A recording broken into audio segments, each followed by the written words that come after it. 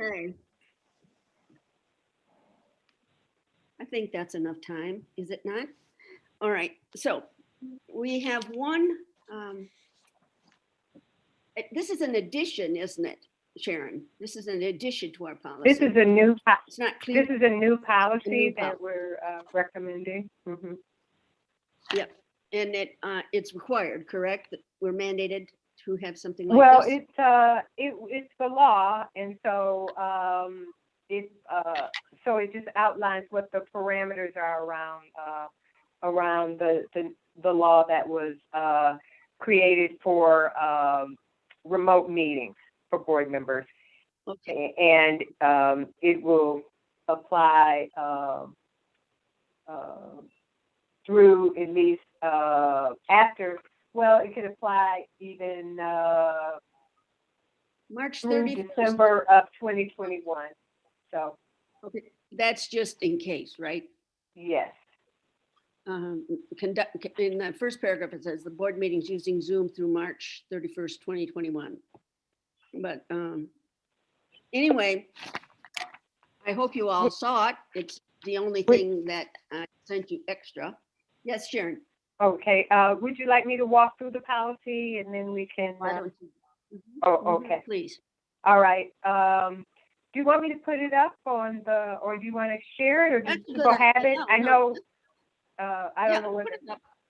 I'm sorry. Put it up if you can. Yes, that'd be Well, great. let me see if I'm able to. I don't know if I can Well, actually. I have it up. I don't know if others have it up, but Okay. Put it up. Jose has a Everybody, copy in his you hand. have it? Okay. Miss All Davis, right, you well have it then- available to you?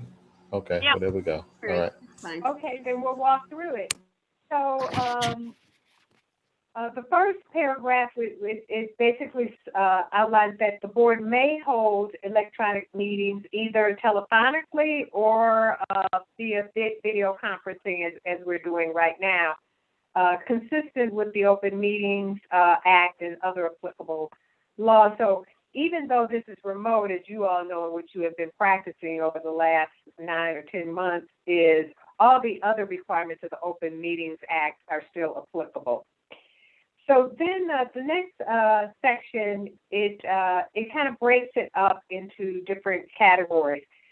So between now and March the 31st of 2021, the board can hold an electronic meeting for any reason, and that so that's clear, and that's what we're doing now, and with the notice requirements, etc.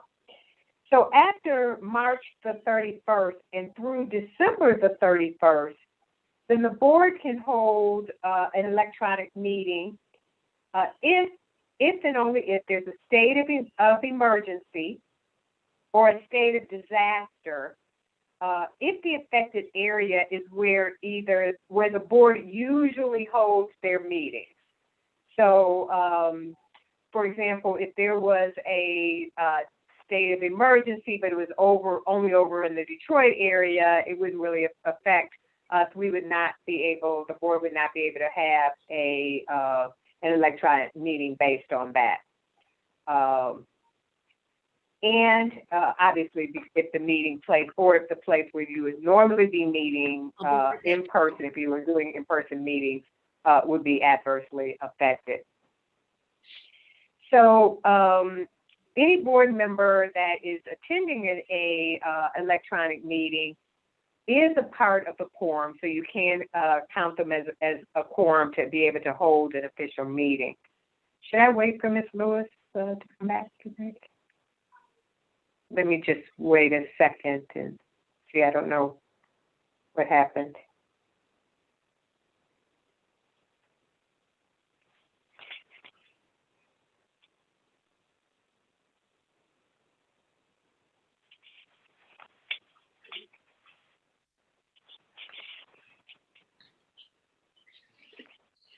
I'm sorry. Okay. My niece came in and I had to get her something. I'm sorry.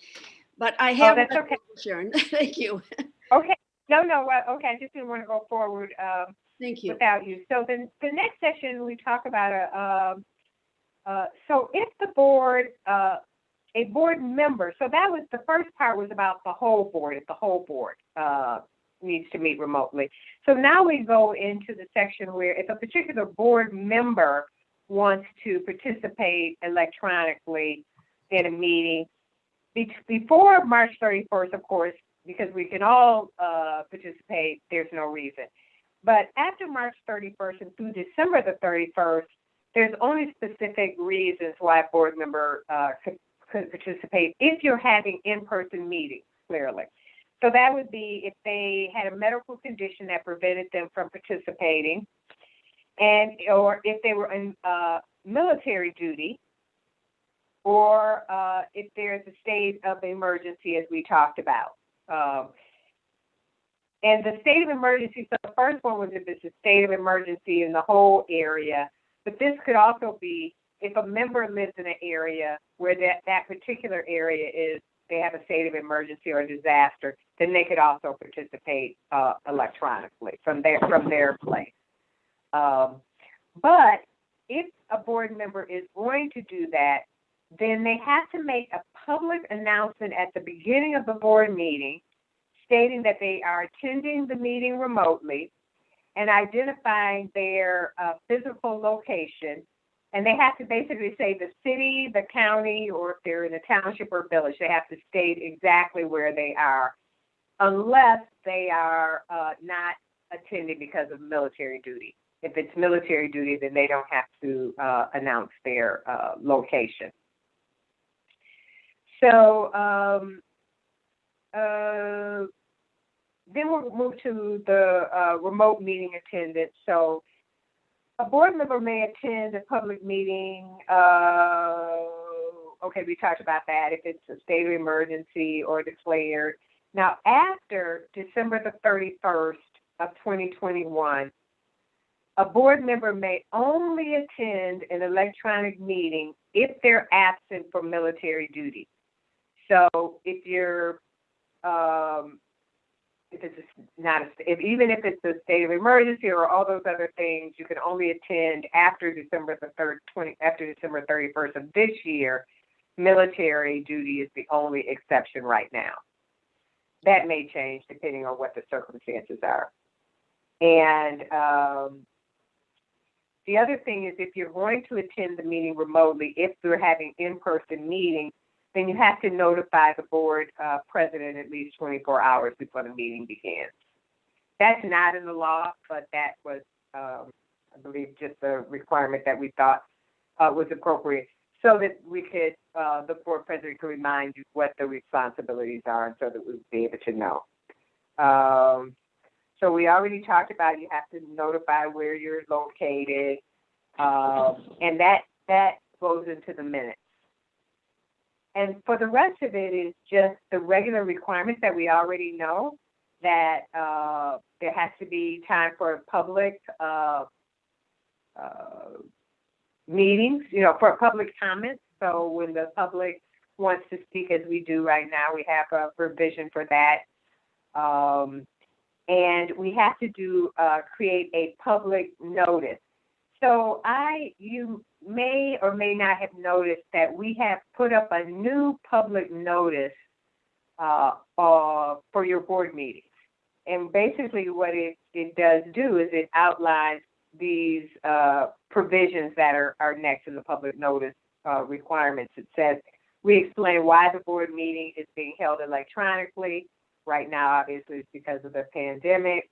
How the members of the public can participate in the meeting. We put the link and we tell them what the rules are. The other thing that is required is how members of the public can contact particular board members to provide input or to ask questions. So what we did, I believe, was link to the board, your page on the website that has your contact information. So members of the public can speak to you directly if they want to. And also how a person, yes? Is this the regular public comment at the end?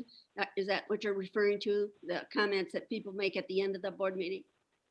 No, this is not. This is we're going to notify the public that if they want to ask you a question about anything on the agenda, this is before the board meeting. This is outside of the board meeting. If they look at the agenda and they want to raise, perhaps they can't attend the meeting, or they just want to have a one-on-one with the board member beforehand, we have to tell them how they can reach you to provide that kind of input. So this is something different. In the notice, we also have to tell them how they can participate in the public board meeting, which we already do. It's in the notice and what the requirements are. So this is more of a one-on-one. If a member of the public wanted to talk to one of us, there'd be a way to do that. Okay, all right. Yes, yes, And that's what. I was just saying, I missed where you said that was. I was trying to look for that. Where is that again? So I'm hoping it may not be on this. It may not be this meeting, but I believe it was up at our last board meeting, and I'll have to find out because I believe Julie had posted that with our last the actual board meeting last week, or was it last month? Is it this top piece here that talks about public meetings? It says public meeting access, connections 15 minutes prior, telephone numbers. That's not it? No, that is not it. It is a more, in fact, I can show you what it does look like. Well, let me see if I can. Can I don't know. Can I share my screen or no? I think so. Yes, Ms. Pitts, you can. Oh, okay. Well, let's see if I can.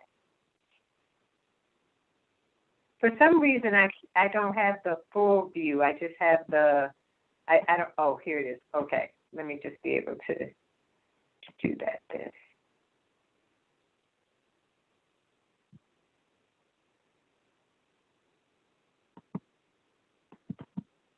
Are you able to see my screen? Yes. Yes, we are. Okay. Okay. Oh, here we are.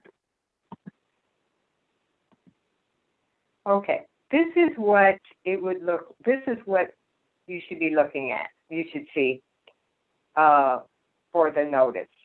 Right now, we just see your file screen, and you have checked notice of electronic meetings, but we don't see the actual notice. Oh, you don't see the actual, oh, okay. Well, wait a minute. Let me go back.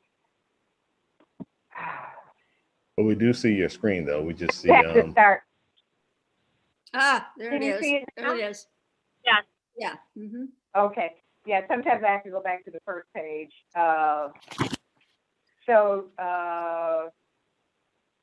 You see the first thing is the reason to mitigate the spread of COVID. And we talk about why. Then the board meeting will be held electronically using the information below.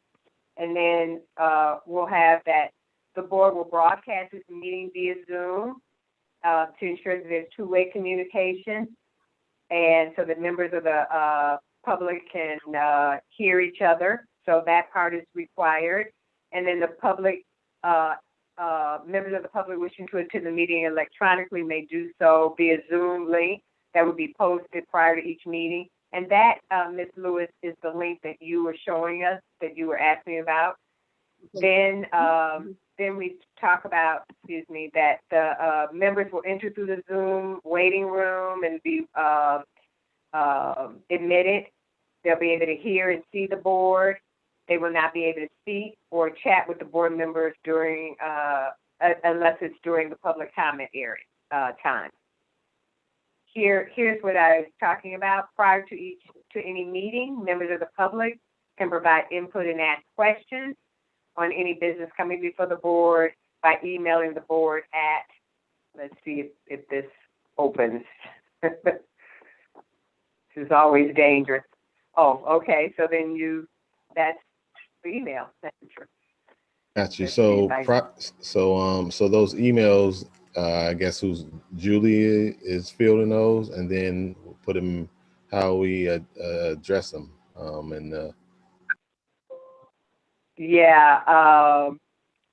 That I don't know. I have to find out from Julie. They will go to Julie, And my assumption is, which maybe I shouldn't assume, that she would then forward it to the particular board member where the question was being asked. But we can get more clarity on. Okay. Okay, thank you. And then here, as you see at our meeting, we say at a minimum, this is to address the issue of disability. At a minimum, we'll have closed captions, or if they need auxiliary aids or anything, then they can contact Mr. Reed and he will help. And then they have the list of where the board meeting agendas are. So that will be what is a part of the, so am I no longer sharing? Yeah, you're Still sharing now. Okay. I don't want to share anymore because, so how do I, let me see. I've got too many things open here. In the bottom in the middle, it should be a stop share. Yeah, I see it now. Okay. Okay. There we go. And so that's what you'll see in the public notice section of the board. That's how we plan on meeting those requirements of that public notice section. And then the regular information about the meeting agenda. So that's, yeah. So basically, what we have to do, I mean, there's no approving it if we have to have it, regardless, right? I mean, there's no approval that's needed from us. Well, I mean, if you had questions or if you think something needs to be more clarified or more spelled out, you know, just if you think it's clear. I mean, we have all the components of the law, but they don't tell us exactly how to, you know, how to write it. So after March 31st, we'll be having in-person meetings. Is that correct? You will have, right now, we can only have in-person meetings, I mean, remote for any reason through March 31st. So April 1st, unless something else happens and the law changes, then the board will be required to meet in person. But still maintaining the social distance, still the mask wearing, and all the other PPE requirements, you know, the wearing, you know, the mask, etc. So I don't know whether we will be having meetings in the auditorium.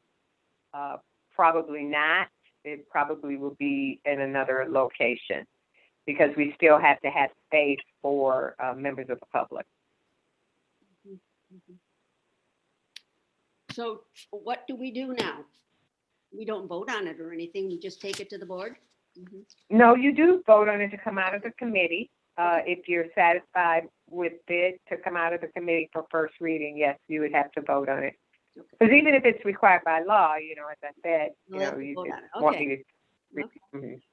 All right. Does anyone? Motion to approve. Support. It's been moved and seconded that we accept this wording and it will become a part of our board policy and we will take it to. Well, yeah, we've accepted to move it to the full board for a Right. vote to make it part of our policy. Yeah. And that for the first reading will be probably the next school board meeting. The first reading. Yes, I believe we have a meeting. Do we have a meeting on Monday? Whenever the next board No, meeting is. I don't think Monday. We just had one Monday. So.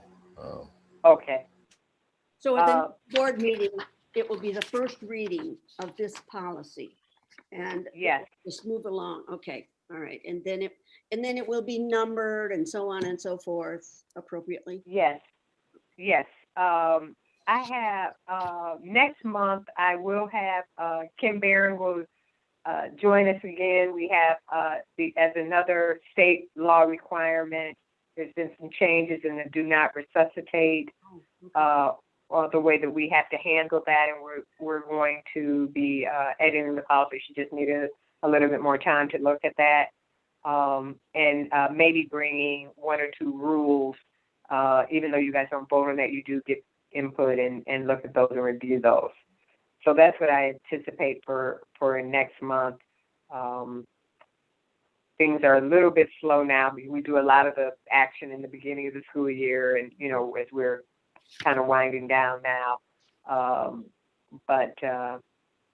So yeah, that's the plan for next month. So this is the business for today. Is that correct? That's all I have.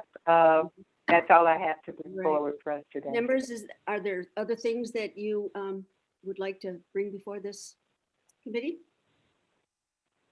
I got nothing. Got nothing, huh? Kim, are you awake, dear? I'm awake, yeah. Did you spend all day outside with your kids? No, it was too cold. Oh, yes. it was. Well, then, if I didn't get a chance. oh, sure. I would like to ask if we are planning in the near future to review the anti-nepotism policy that we passed, and an update on what progress has been made and what steps have been taken to ensure that we are not operating with some of the past practices of nepotism in our district. Jose? Yes. Dr. We did already do something with it, right? And you just want to follow up and see if it's being followed? Let's see how it's been implemented. Okay. But we have. We have a Yeah, policy. absolutely. Yeah, we can bring, would you like to redo the policy again or just the implementation? Like the implementation, a report Okay. on implementation. We can certainly bring something, or I can definitely bring some information at the next meeting. All right. Thank you. Okay. You're welcome. Good. Yeah. Anything you, else, Jose. folks? Anything else?